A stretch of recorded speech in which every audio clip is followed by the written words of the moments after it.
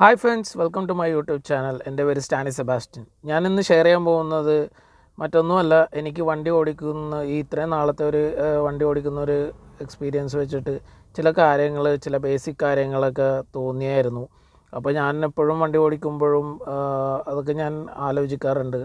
അപ്പോൾ നമ്മുടെ വരും തലമുറക്കൊക്കെ ഇതൊക്കെ വല്ല ഉപകാരമാവുകയാണെങ്കിൽ ആയിക്കോട്ടെ എന്ന് വിചാരിച്ച് ഞാനിപ്പോൾ ഈ വീഡിയോയിൽ വോയിസ് ഓവർ ചെയ്യുകയാണ്. വേറെ ഒന്നും കൊണ്ടല്ല, നമ്മളൊക്കെ വണ്ടി ഓടിക്കുമ്പോൾ നമ്മൾ വണ്ടിയിൽ ഫ്രണ്ടിൽ പോകുന്ന വണ്ടിയെ നോക്കിയാണ് നമ്മൾ മെയിനായിട്ട് വണ്ടി ഓടിക്കുന്നത്.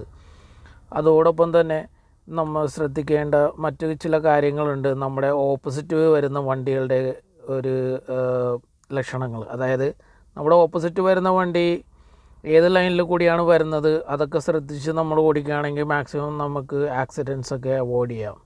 വേറെ ഒന്നും കൊണ്ടല്ല, നമ്മുടെ കേരളത്തിൽ മെയിനായിട്ട് നമുക്ക് വീതി കുറഞ്ഞ റോഡുകളാണ് ഏറ്റവും കൂടുതലുള്ളത്. അപ്പോൾ എന്താണെന്ന് വെച്ചാൽ നമുക്ക് ഫ്രണ്ടിൽ പോകുന്ന വണ്ടിയെ ഓവർടേക്ക് ചെയ്യണമെന്നുണ്ടെങ്കിൽ നമുക്ക് എന്തോന്നാലും നമുക്ക് അപ്പുറത്തെ ലൈനിലേക്ക് കടക്കേണ്ടി വരും. അപ്പോൾ അങ്ങനെ വരുമ്പോൾ നമ്മുടെ ഓപ്പോസിറ്റ് വരുന്ന വണ്ടികളുടെ ലൈനിലേക്ക് നമ്മൾ കയറും. അപ്പോൾ നമ്മൾ റോങ് വേ ആവും. അല്ലെങ്കിൽ ഓപ്പോസിറ്റ് വരുന്ന വണ്ടിക്ക് ഇതേപോലെ തന്നെ അവരുടെ ഫ്രണ്ടിൽ പോകുന്ന വണ്ടിയെ ഓവർടേക്ക് ചെയ്യേണ്ട ഒരവസ്ഥ വരുവാണെങ്കിൽ അവർക്ക് ഇതേപോലെ നമ്മുടെ ലൈനിലേക്ക് കയറി വരേണ്ട ഒരവസ്ഥ വരും. അപ്പോൾ അങ്ങനെയുള്ള സിറ്റുവേഷൻസിൽ നമ്മൾ അഡ്വാൻസ് ആയിട്ട് ചിന്തിക്കുകയാണെങ്കിൽ നമുക്ക് കുറേ ആക്സിഡൻറ്റ്സ് ഒഴിവാക്കാം. അപ്പോൾ ഞാൻ ഈ വീഡിയോയിൽ അങ്ങനെ കുറച്ച് കാര്യങ്ങൾ, എനിക്ക് തോന്നിയിട്ടുള്ള കുറച്ച് കാര്യങ്ങൾ ഷെയർ ചെയ്യാമെന്ന് ഓർത്ത് ഈ വീഡിയോ ഞാൻ ഷെയർ ചെയ്യാണ്. അപ്പോൾ ഈ വണ്ടി ഓടിക്കുന്നതിൻ്റെ ഇടയിൽ കൂടി നിങ്ങൾക്ക് അതൊക്കെ ചിന്തിക്കാം. ഈ വണ്ടി ഓടിക്കുന്ന വീഡിയോ കാണുന്നതിൻ്റെ ഇടയിൽ കൂടി നിങ്ങൾക്കും ഇതേപോലെ പേഴ്സണൽ ഒപ്പീനിയൻസ് എന്തെങ്കിലുമൊക്കെ ഉണ്ടെങ്കിൽ ഷെയർ ചെയ്യാം, കമൻറ്റ് ചെയ്യാം ഈ വീഡിയോയിൽ. ഓക്കെ, നമ്മൾ മാക്സിമം മിറർ യൂസ് ചെയ്ത് വണ്ടി ഓടിക്കുക. അതായത് മിററിൻ്റെ ഹെൽപ്പോട് കൂടി മാക്സിമം വണ്ടി ഓടിക്കാൻ ശ്രമിച്ചാൽ തന്നെ കുറേ ആക്സിഡൻറ്റ്സ് നമുക്ക് ഒഴിവാക്കാം. വേറെ ഒന്നും കൊണ്ടല്ല, നമ്മൾ ഫ്രണ്ടിൽ പോകുന്ന വാഹനത്തിനെ ഓവർടേക്ക് ചെയ്യാൻ പോകുന്നതിന് ഒരു സെക്കൻഡ് മുമ്പ് നമ്മുടെ റൈറ്റ് സൈഡിലെ മിറർ ഒന്ന് നോക്കിക്കഴിഞ്ഞാൽ നമ്മുടെ വണ്ടിയുടെ പുറകിൽ നിന്ന് വേറൊരു പയ്യൻ അല്ലെങ്കിൽ ഒരു ലേഡി നമ്മളെ ഓവർടേക്ക് ചെയ്യാൻ വരുന്നുണ്ട്. ആ ഒരു സിറ്റുവേഷൻ നമുക്കറിയാൻ പറ്റും. നമ്മുടെ പുറകിൽ നിന്ന് വേറൊരു വാഹനം നമ്മളെ ഓവർടേക്ക് ചെയ്യാൻ അതേ സെയിം ടൈമിൽ തന്നെ വരുന്നുണ്ടോ എന്നുള്ള കാര്യം നമുക്കറിയാൻ പറ്റും. അതിനെ ഡിപ്പെൻഡ് ചെയ്തിട്ട് നമുക്ക് വേണമെങ്കിൽ റൈറ്റ് ഇൻഡിക്കേറ്റർ ഇട്ടിട്ട് വേഗം ഓവർടേക്ക് ചെയ്യാം. അല്ലെങ്കിൽ നമ്മളെ പുറകിൽ നിന്ന് വരുന്ന വണ്ടി നമ്മളെ കവർ ചെയ്തതിന് ശേഷം നമുക്ക് ഫ്രണ്ടിൽ പോകുന്ന വണ്ടിയെ ഓവർടേക്ക് ചെയ്യാം. അങ്ങനെയുള്ള തീരുമാനങ്ങൾ നമുക്ക് എടുക്കാം. അപ്പോൾ അതൊക്കെ ഓരോ ഫ്രാക്ഷൻ ഓഫ് സെക്കൻഡിലും നമ്മൾ ചിന്തിക്കേണ്ട കാര്യങ്ങളാണ്. നമ്മൾ വണ്ടി ഓടിക്കുന്ന ഒരു സെക്കൻഡ് നമ്മുടെ ശ്രദ്ധക്കുറവ് കൊണ്ട് നമുക്ക് വലിയ അപകടങ്ങൾ ഉണ്ടാവാൻ ചാൻസുകളുണ്ട്.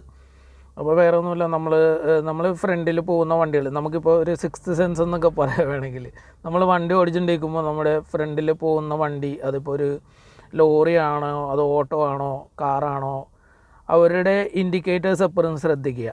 അവരുടെ ഇൻഡിക്കേറ്റേഴ്സ് മെയിനായിട്ട് ശ്രദ്ധിക്കുക. അവരുടെ ബ്രേക്ക് ലൈറ്റ്സ് ശ്രദ്ധിക്കുക. അതൊക്കെ ശ്രദ്ധിച്ചാൽ തന്നെ കുറേ നമുക്ക് ഇതേപോലെ ആക്സിഡൻറ്റ് സിറ്റുവേഷൻസ് ഒഴിവാക്കാം.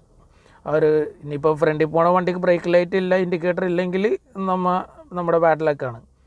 അപ്പോൾ ഫ്രണ്ടിൽ പോകുന്ന വണ്ടിയുടെ ഇൻഡിക്കേറ്റേഴ്സും ബ്രേക്ക് ലൈറ്റും ശ്രദ്ധിച്ചാൽ തന്നെ കുറേ ആക്സിഡൻറ്റ്സ് ഒഴിവാക്കാം. അപ്പോൾ അവർ റൈറ്റിലേക്ക് ഇൻഡിക്കേറ്റർ ഇട്ടുകയാണെങ്കിൽ നമ്മൾ അപ്പം തന്നെ ലെഫ്റ്റിൽ കൂടി ഓവർടേക്ക് ചെയ്യരുത്. കാരണം ചില ഡ്രൈവേഴ്സ് ഇൻഡിക്കേറ്റേഴ്സ് ഇട്ടിട്ട് അത് ഓഫ് ചെയ്യാൻ വിട്ടുപോയിട്ട് അതുമായിട്ട് ഓടിച്ചുകൊണ്ട് നടക്കുന്ന കുറേ പേരുണ്ട്.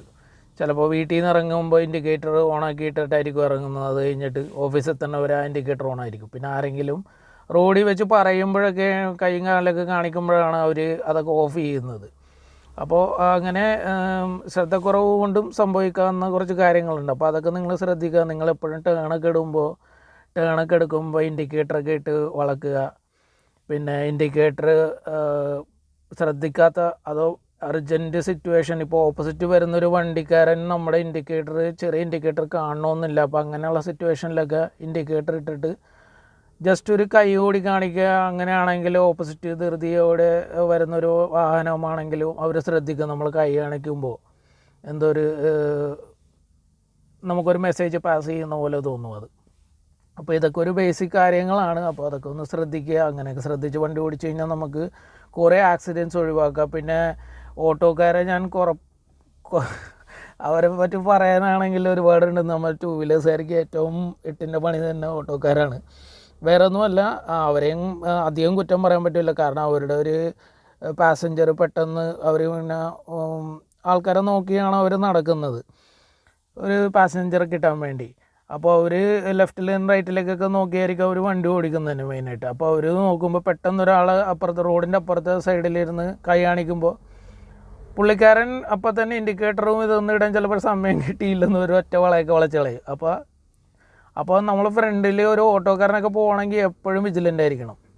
വേറെ ഒന്നുമല്ല, പുള്ളിക്കാരൻ എപ്പോൾ വേണമെങ്കിലും വളക്കാം. കൈ ചിലപ്പോൾ ഒരു വിരലൊക്കെ വരുള്ളൂ, പുള്ളിയുടെ റൈറ്റ് സൈഡിൽ നിന്ന് ഒരു വിരലൊക്കെ കാണിച്ചിട്ടൊക്കെ വളക്കുള്ളൂ. അത് ഞാൻ എല്ലാ ഓട്ടോക്കാരും പറഞ്ഞതല്ല, ചില ഓട്ടോക്കാർ, സെലക്റ്റീവായിട്ടുള്ള ഓട്ടോക്കാർ. Okay, don't feel about that.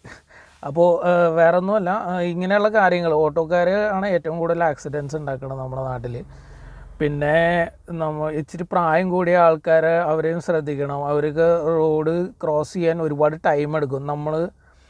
നമ്മൾ ചിലപ്പോൾ ജെറ്റ് പോലെ ആയിരിക്കും വന്നത്. അപ്പോൾ നമ്മൾ വന്ന ടൈം കൊണ്ട് അവർ ചിലപ്പോൾ നടന്ന് റോഡ് ക്രോസ് ആവില്ല. അപ്പോൾ നമ്മൾ അവരെയൊക്കെ ദൂരെ നിന്ന് കാണുമ്പോൾ തന്നെ നമ്മൾ ഒന്ന് ശ്രദ്ധിച്ചേക്കണം. അവർ ഇൻ കേസ് നടന്ന് വട്ടം വരികയാണെങ്കിലോ അതൊക്കെ നമ്മൾ അഡ്വാൻസ് ആയിട്ട് ചിന്തിക്കണം. അതേപോലെ തന്നെ ഒരു ഓട്ടോക്കാരൻ അടുത്ത ജംഗ്ഷനിൽ നിൽക്കണമെങ്കിൽ നമുക്ക് ഇവിടെ നിന്ന് കാണാൻ പറ്റുകയാണെങ്കിൽ അയാളെ ചിലപ്പോൾ വളക്കാൻ ചാൻസ് ഉണ്ട്, അല്ലെങ്കിൽ നമുക്ക് വട്ടം വെച്ച് വരാൻ ചാൻസ് ഉണ്ട്. അങ്ങനെയൊക്കെ ചിന്തിച്ച് നമ്മൾ വണ്ടി ഓടിക്കാൻ തുടങ്ങിക്കഴിഞ്ഞാൽ നമുക്കൊരു 100% ഇതിൽ ഒരു 95% നമുക്ക് ആക്സിഡൻറ്റ്സ് ഒഴിവാക്കാം. പിന്നെ ചില സിറ്റുവേഷൻസ് നമുക്കൊന്നും ചെയ്യാൻ പറ്റില്ല. നമുക്ക് ബ്രേക്ക് അപ്ലൈ ചെയ്യേണ്ടി വരും, സഡനായിട്ട് ബ്രേക്ക് അപ്ലൈ ചെയ്യേണ്ടി വരും. അപ്പോൾ ചിലപ്പോൾ സ്കിഡാവാം. അപ്പോൾ അതൊക്കെ സൂക്ഷിച്ച് ബ്രേക്കൊക്കെ കൺട്രോൾ ചെയ്യുക. ഇപ്പോൾ പവർ കൂടിയ വണ്ടികളൊക്കെ ആണെങ്കിൽ മെയിനായിട്ടും നമുക്ക് ഫ്രണ്ട് ബ്രേക്ക് ആയിരിക്കണം ആദ്യം യൂസ് ചെയ്യണം. നമ്മൾ പവർ കൂടിയ ബൈക്കുകൾ ആദ്യം തന്നെ കയറി ബാക്ക് ബ്രേക്ക് അപ്ലൈ ചെയ്ത് കഴിഞ്ഞാൽ വണ്ടി നേരെ സ്കിഡായി പോകും. പിന്നീട് ഫ്രണ്ട് ബ്രേക്ക് അപ്ലൈ ചെയ്തിട്ട് നമ്മൾ ഒരുപാട് ലേറ്റായി പോകും. അപ്പോൾ പവർ കൂടിയ വണ്ടികളൊക്കെ ഓടിക്കുമ്പോൾ അതിൻ്റെ ഒരു റേഷ്യോ അനുസരിച്ച് ബ്രേക്ക് പിടിക്കുക. ചില വണ്ടിയിൽ 60-40 ആയിരിക്കും, ചില വണ്ടിയിൽ 60-40 എന്ന് പറഞ്ഞാൽ 60% നമ്മൾ ഫ്രണ്ട് ബ്രേക്ക് പിടിച്ചിട്ട് 40% ബാക്ക് ബ്രേക്ക് പിടിച്ചാൽ മതിയാവും. ചില വണ്ടിയിൽ 70-30 ആയിരിക്കും. അപ്പോൾ പവർ അനുസരിച്ച് വണ്ടിയുടെ അതനുസരിച്ച് ബ്രേക്കിങ് നിങ്ങൾ ചെയ്യുക. പിന്നെ CC കുറഞ്ഞ വണ്ടികളാണെങ്കിൽ രണ്ടും കൂടി പിടിച്ചാലേ പണി നടക്കുകയുള്ളൂ. രണ്ടും കൂടി പിടിച്ചാലെന്ന് വെച്ചാൽ മെയിനായിട്ട് ബാക്ക് ബ്രേക്കിലായിരിക്കുള്ളൂ. കാരണം ഫ്രണ്ടിൽ ഡിസ്ക് ഒന്നും ഉണ്ടാവില്ല, ഡ്രമ്മായിരിക്കും. ഡ്രമ്മാണെങ്കിൽ മഴയത്തൊക്കെ ഭയങ്കര ഷോക്കായിരിക്കും. അപ്പോൾ അതൊക്കെ സൂക്ഷിച്ച് നിങ്ങൾ ബ്രേക്കൊക്കെ അഡ്ജസ്റ്റ് ചെയ്ത് പിടിക്കുക. പിന്നെ വേറെ മറ്റങ്ങനെ കൂടുതലായിട്ടൊന്നും പറയാനില്ല. നിങ്ങൾ വണ്ടി ഓടിക്കുമ്പോൾ എപ്പോഴും ശ്രദ്ധിക്കുക, ഹെൽമെറ്റൊക്കെ എപ്പോഴും വെക്കുക.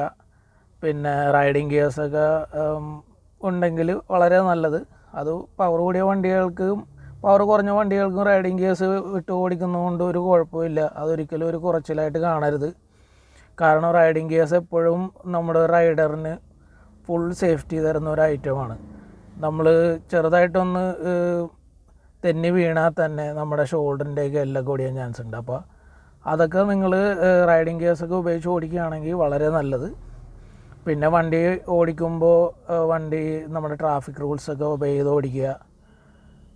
യു ടേൺ എടുക്കുമ്പോൾ അല്ലെങ്കിൽ റൈറ്റ് ടേൺ എടുക്കുമ്പോൾ ലെഫ്റ്റ് ടേൺ എടുക്കുമ്പോൾ ഇൻഡിക്കേറ്റേഴ്സൊക്കെ ഉപയോഗിക്കുക. പിന്നെ പ്രോപ്പറായിട്ട് ഹാൻഡ് സിഗ്നൽസൊക്കെ ഉപയോഗിച്ചൊക്കെ വണ്ടി ഓടിക്കുക. ഡിപ്പെൻഡ്സ് ഓൺ അത് ഓരോ ട്രാഫിക്കിനൊക്കെ ഡിപ്പെൻഡ് ചെയ്ത് നിങ്ങൾ ഓടിക്കേണ്ടി വരും. മാക്സിമം ട്രാഫിക് റൂൾസൊക്കെ ഒബേ ചെയ്ത് ഓടിക്കുക. അപ്പോൾ തന്നെ കുറേ ആക്സിഡൻസൊക്കെ ഒഴിവാക്കാം. പിന്നെ അൺനെസസറി ഓവർടേക്കിങ്സൊക്കെ ഒഴിവാക്കുക. നമ്മുടെ ഓപ്പോസിറ്റ് വരുന്ന വണ്ടിയുടെ വേഗതയൊക്കെ നമുക്ക് അഡ്വാൻസ് ആയിട്ട് ചിന്തിക്കാൻ പറ്റുമെങ്കിൽ മാത്രം ഓവർടേക്ക് ചെയ്യുക. അല്ല നമ്മൾ കയറി പോകുമെന്ന് പറഞ്ഞുള്ളൊരു ഗ്യാരണ്ടിയിൽ നമ്മൾ ഇവിടെ നിന്ന് ഡൗൺ ചെയ്ത് പിടിച്ചിട്ട് ഇടയിൽ പോയി തിങ്ങിപ്പോണ ഒരവസ്ഥയൊന്നും ഉണ്ടായി പോകരുത്. അപ്പോൾ അങ്ങനെയുള്ള സിറ്റുവേഷൻസിലാണ് ഈ ചെറുതെന്ന് ഞാൻ പറയുന്നത് വേറെ ഒന്നുമല്ല, വളർന്നു വരുന്ന റൈഡേഴ്സൊക്കെ ആപത്തിലൊക്കെ പെട്ടു പോകണം പവർ കൂടിയ വണ്ടി കൈ കിട്ടുമ്പോൾ. അപ്പോൾ എല്ലാവർക്കും ഈ വീഡിയോ യൂസ്ഫുള്ളായെന്ന് കരുതുന്നു.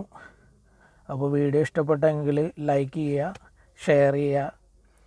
പിന്നെ ചാനൽ സബ്സ്ക്രൈബ് ചെയ്യാൻ വിട്ടുപോയിട്ടുണ്ടെങ്കിൽ സബ്സ്ക്രൈബ് ചെയ്യുക. Thanks for watching my videos. Thank you.